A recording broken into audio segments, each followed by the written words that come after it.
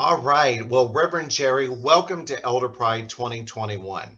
I am so excited anytime I get to have a conversation with you, but I wanted to start this conversation kind of tapping in to get some sage insight from you about your journey as a spiritual leader in the LGBTQ plus community. Mhm. And why now at this time of life is it coming together for you? What does it all make sense? Do you have this understanding of how the world got to be the way that it is, and this is the perfect time for it all to come together this way? Wow. Well, first of all, wonderful to see you and be with you, and thank you so much for the opportunity. Um, I feel like when we get to be a certain age, and that certain age is what we pretty much all are, the still small voice is continuing to invite us to do what we're called to do, and sometimes it's a quiet invitation, and sometimes it's more of a nudge, and then more of a push, and then more of a cosmic 2x4.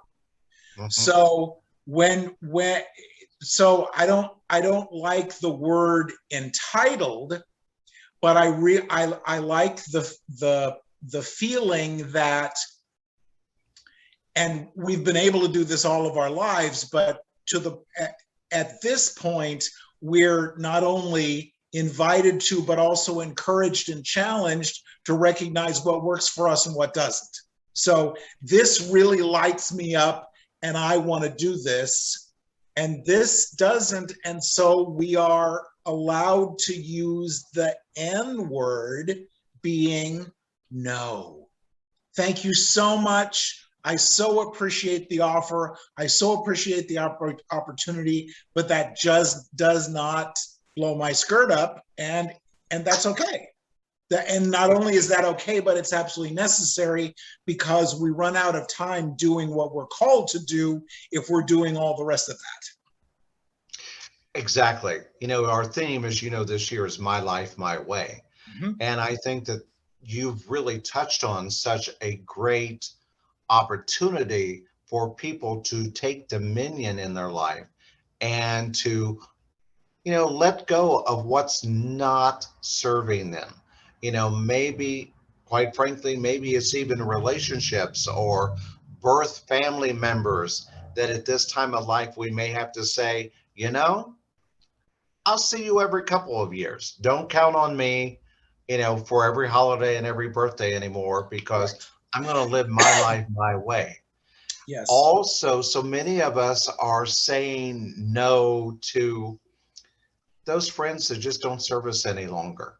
Maybe it was fun to go out and hang out with on a Friday night, but Yeah. now we want quality. We want to surround ourselves with like-minded, spiritually engaged folks that, are still going to learn some stuff. We're still going to be humans in this human experience, Mhm. but we know that there's somebody that has their hand at our back. And Yes. how have you found that community in your life? When we get to be a certain age, chances are we've experienced loss.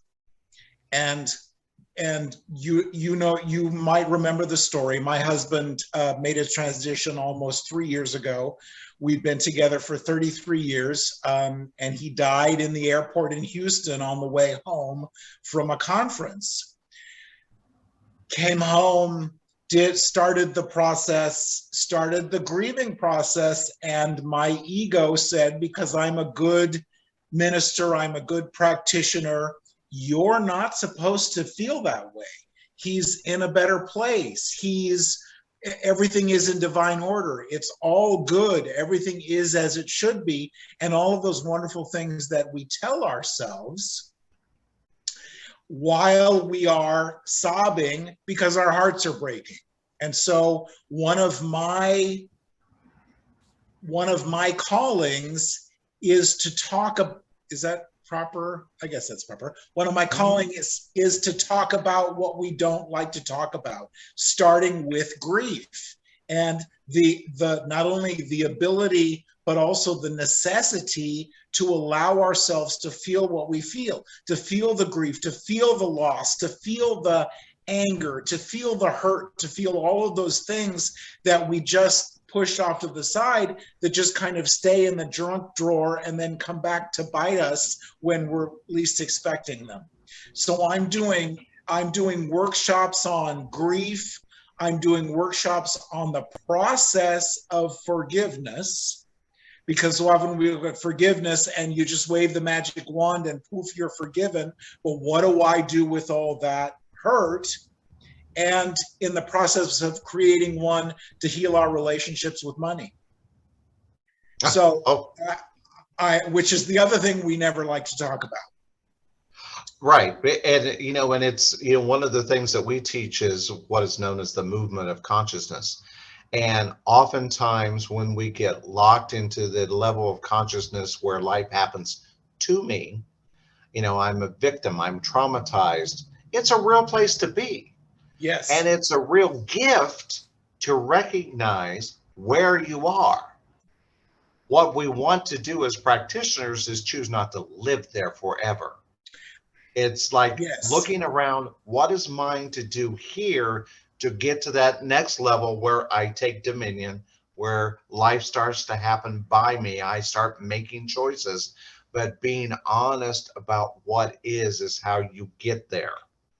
And then you talked about the next thing that gets you to the next level, which is forgiveness. And, we rarely forgive the person who made the transition for having made the transition. Whenever I do a memorial service, that's one of the things that I talk about is maybe you need to forgive that person who died. And people look at me kind of funny, but maybe you do, because maybe they didn't take care of themselves the way you wish they would have. Or even if they did, how dare you leave me? Exactly, because it triggers whatever abandonment thought that we might have had. Yes. And those of us, so this is where I think is where I talk to many ministers, quite frankly, and many practitioners. We have this idea that we're going to be the Florence Nightingale. Yes. That we're going to be the one to take care of them and heal them, and they'll rise above, and then they don't. And it's like, wait a minute, what did I miss as the caretaker? What did I miss as the lover or the husband or the spouse? So we also not only have to forgive them for abandoning us and leaving us, what they're really abandoning, what is really being abandoned is our expectation of how we thought it was going to be. Yes. And so we have to forgive ourselves for dwelling in that realm of that picture of how we thought, how our ego thought it was going to be, and accepting what is, and so bravo, that's wonderful work that has to be done. And as we move into, this what I call this legacy era of our life, one of the things that we're going to realize is that we're going to be saying goodbye to some folks. We're going to be saying goodbye to folks that we thought were going to be there for the entire length of the journey. Right. And we're realizing that they're only going to be there for a part of this season, and being prepared for that and not getting too deep into the trauma of it, of, oh my God, am I going to be alone? How did you overcome that fear of, will I ever love again? Will I ever be out there again? Yeah, there was that, because I was 60 when he died, and I'm going to be alone for the rest of my life, and nobody loves me, and blah, blah, blah, and all the rest of that. And so I'm now into the beginnings of the second year with my new beloved, who is 42. What we know is, if we allow the possibility, if we are open, because there's no way in the world, my God, I'm old enough to be his father, and my son is the same age as Oliver, by the way. But if we allow ourselves to be open to the possibility, then the universe does these most amazing and wonderful things. And so it's about being aware of what we're aware of. And, exactly. and my first husband was from Kentucky, and one of his favorite expressions was "tain't so, tain't so, tain't so." So that's so I've adopted that affirmation. So when we have that thought of where will I go, what will I do, all of that nonsense, if you're still drawing breath, there's something else for you to do. And so when we have those limiting thoughts, we can affirm, "tain't so." Exactly true. Exactly true. And I also think you probably know and could attest that all that love you had for your husband is still right here. And you are And surrounded with that yeah, experience of hearing his voice, hearing his words, feeling the impress of his time in your life right now. yes. And one of the things I learned is that it's not an either or. There's room in my heart for my Jerry. He was Jerry also. And there's room in my heart for Oliver. And there really is enough room in my heart for both of them. Yes. Hmm. Yeah. Because your heart expanded. Because my heart expanded. Yes, absolutely. Exactly. Who Yeah. knew Who that, knew? we had Right? the capacity? Not only does our heart have the capability to expand, but our mind has the capability to expand. Right. And if we use this time of our life to affirm that our heart and our minds will expand to the level that they need to allow us to age forward with grace and ease, we're on to something. Right. We're on to something. And recognizing the amazing wisdom and life lessons and life experiences that we've all been through, whether we recognize it or not. I was talking to somebody the other day, and they're like, well, you did that, and oh yeah, that's right. And when you did that, oh yeah, that's right. And sometimes we sell ourselves short in the value that we bring to the next generation in the LGBTQ community and the larger community as well. We have a lot of life experiences and a lot of wisdom that we have the opportunity to share. Absolutely. So, with your calling right now and what it is that you're up to in your spiritual journey, if folks wanted to work with you, talk with you, do you have a Facebook page? Do you have a website? How do folks get a hold of Reverend Jerry if they wanted to talk with you?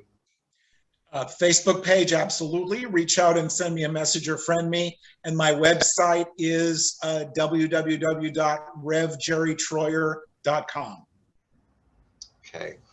Well, Reverend Jerry, I know we're going to be playing together a lot more and more frequently, but Yes. I did not want to. You were one of the favorites of ElderPride 2020, Oh, so we thank could you. not have done this without you being a part of it. And since we're in a virtual world this year, we can make any kind of magic happen that we want. Right. So thank you Absolutely. for being a part of our opening for ElderPride 2021. We see you, we love you, and we thank God for you. And we are so glad that you're on this journey with us. As am I. Love you all too. Thank you so much. Good. All right. So now we're going to talk about urban. Hey, I'm going to take a drink of water. Okay. And I'll be back okay, in you go do just you. a second. I gotta get something out of the oven.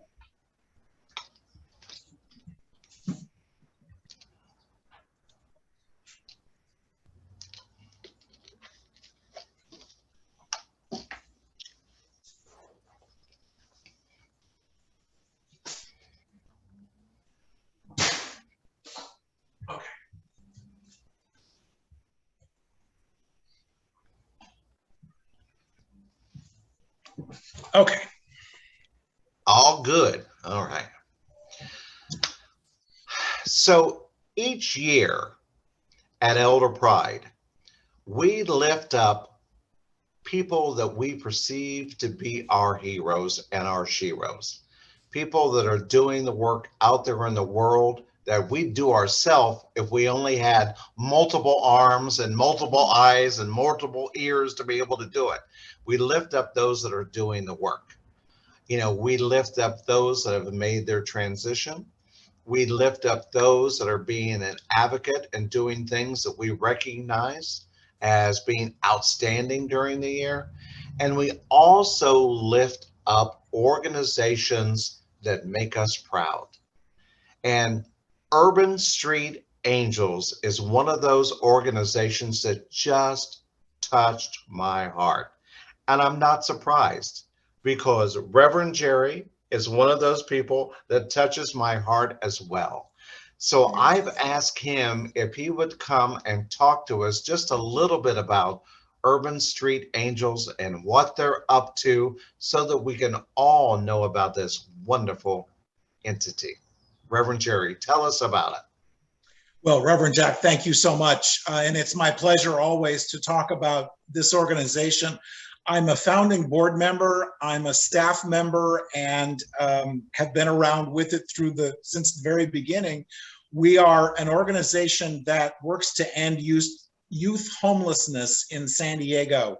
There are between 1,500 and 2,000 18 to 25-year-old youth on the streets of San Diego that do not have a place to sleep tonight. And so we started 8 years ago taking sack lunches out to the Ocean Beach area of San Diego. And our founder was talking with this young man and he said, I really appreciate the food, but what I really need is a place to stay. So Eric, our founder, wound up with 3 young men couch surfing in his apartment and found the need was definitely out there. And especially for this age group, we're one of the few organizations around and the only one in San Diego that targets this age group. They're called transition age youth, ages 18 to 25. So fast forward 8 years later, we have a housing program with about 130 formerly homeless young people. They are with us for between 4 and 9 months, depending on which program they're in, and they have a place to sleep. They get 3 meals a day. We help them with finding a job or continuing their education, and we teach them life skills about self-care, about dealing with other people, money management, finding and keeping a job, all of those things, because we want to offer a hand up, not a hand out. And so we get them ready through this program. They're with us for a certain amount of time, and then they graduate to another 18-month program and to another 18-month program. And so over about 4 to 4.5 years, they are no longer homeless. Oh, that's wonderful. Now, are there like alumni that come back and mentor the new folks into the program, or how does that work?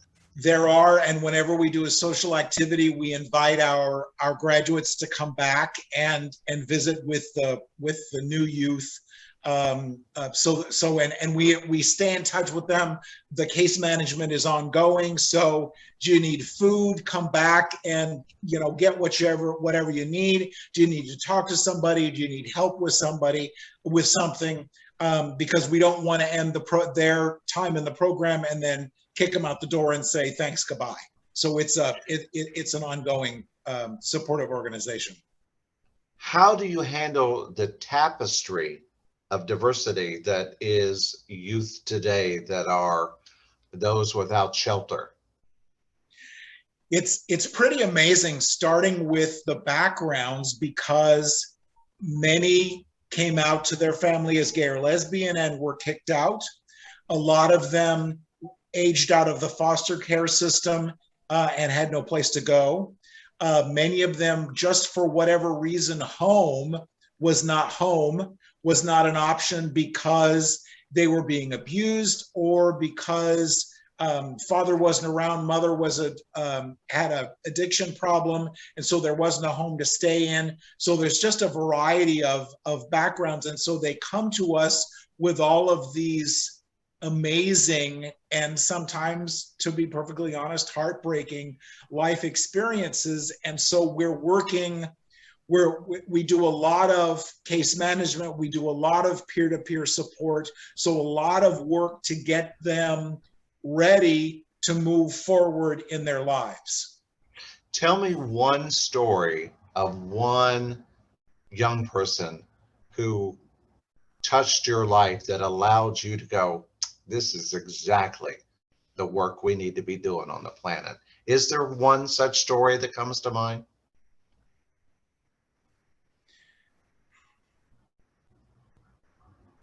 There is, and I'm going to get emotional, so stay with me. This young man Okay, well, hang on. We got tissue. It's all good.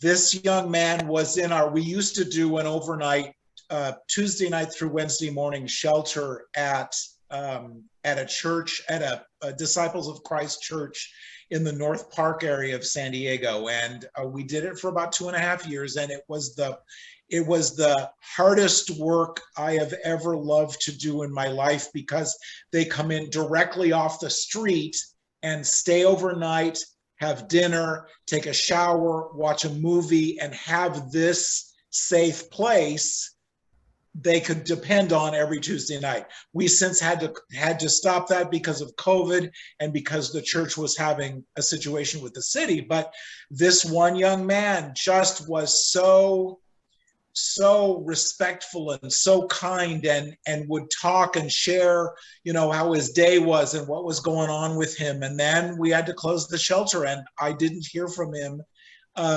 for about 6 months. And I was driving in the Spring Valley area of San Diego and stopped at a stoplight, and there on the corner, waiting to cross the street, was Jeremiah.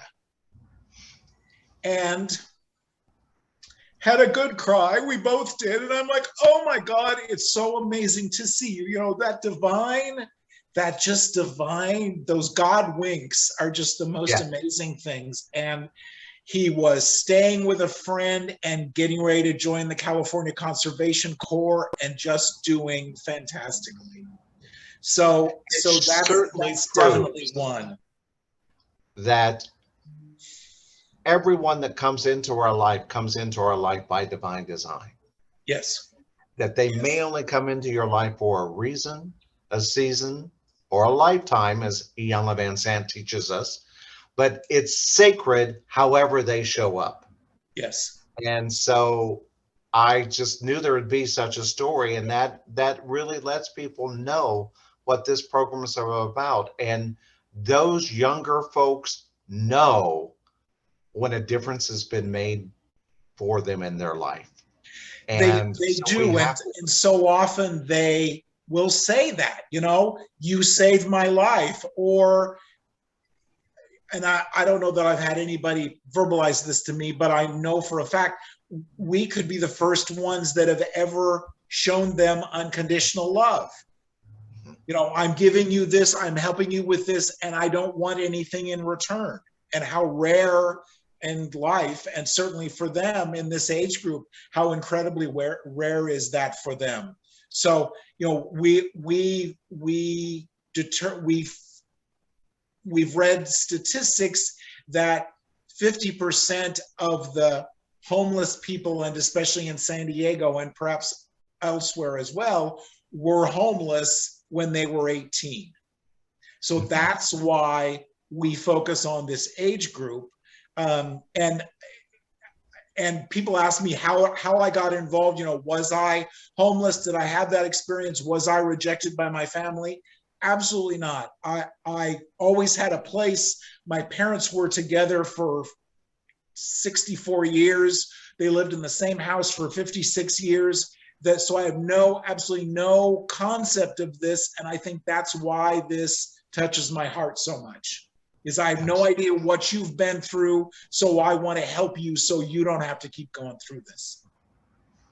Well, I know we're in the Centers for Spiritual Living movement, but I want to lift up the disciples of Christ that you talked about, because they were the forerunners in my community. Yes. I grew up in a Disciples of Christ Did church you? Wow. in East Central Indiana, and I was there, Timothy, when I became a minister myself, and I got an opportunity to serve at one time, First Christian Church in Concord, California, who accepted my ordination from Centers for Spiritual Living and said, we'd love to have you be a part of it.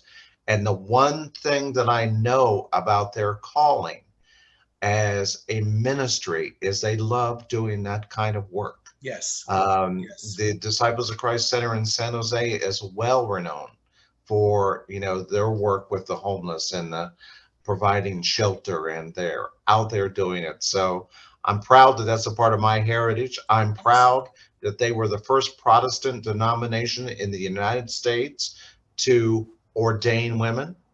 Yes. I am proud that it was the Disciples of Christ denomination in Washington, D.C. that married the Loves, back in the 1960s, when it was against the law for black and white people to marry. They did it. It was a part of their teaching. And so they were also the first Christian mainline Protestant denomination to become open and affirming in 1978. Wow. So props to the Disciples of Christ, who did not want to be known as a religious organization. They wanted to be known as a movement, because their intention was to be a movement and to make a difference in the world. And they always have. They always have. And so I'm not at all surprised. But back to Urban Street Angels, Reverend Jerry, tell me how people can find out more information about them and their website, how to support their program. www.urbanstreetangels.org.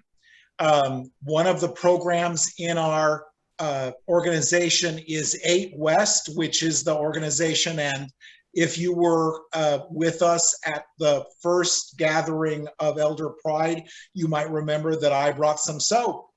Yes. And so that's one of the opportunities that the youth can take advantage of, is to learn how to create and manufacture and package and market this high-end bar soap. So it's the number 8 west.org for the soap business, urbanstreetangels.org for the main website to learn more about. So folks can go online and buy the products even during this shelter.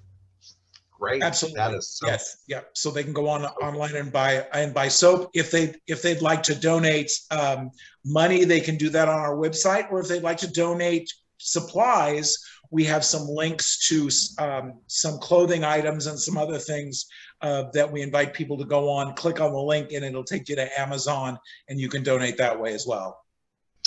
Well, here's what we're going to do. We will make sure that all of those links are on our website at elderprideforme.org, so that it's easy for folks to find it if they're looking for it. But Reverend Jerry, because of you and because of the work that they have done, each year ElderPride chooses an organization out there that's doing the work that we would do if we could, but we don't want to reinvent the wheel, because if somebody's already doing it and doing it well, we're going to support them in doing it. So Urban Street Angels is our 2021 organization that we are lifting up as our Legacy Award winner. And we will be tithing to Urban Street Angels whatever we can over the next 12 months, so that they can make a difference and do the work that they will be doing. And we'll be doing it in your honor, Reverend Jerry. Reverend Jack, thank you so much. That really touches my heart. I appreciate it so very much. Absolutely. Well, again, know that we see you. We thank God for you. We so appreciate you. And thank you for joining us for this part of the conversation, and give our love to all the folks at Urban Street Angels and let them know that we see them too and we appreciate them and what they're up to. Thank you. Much love and thank you for joining us. Thank you. All right.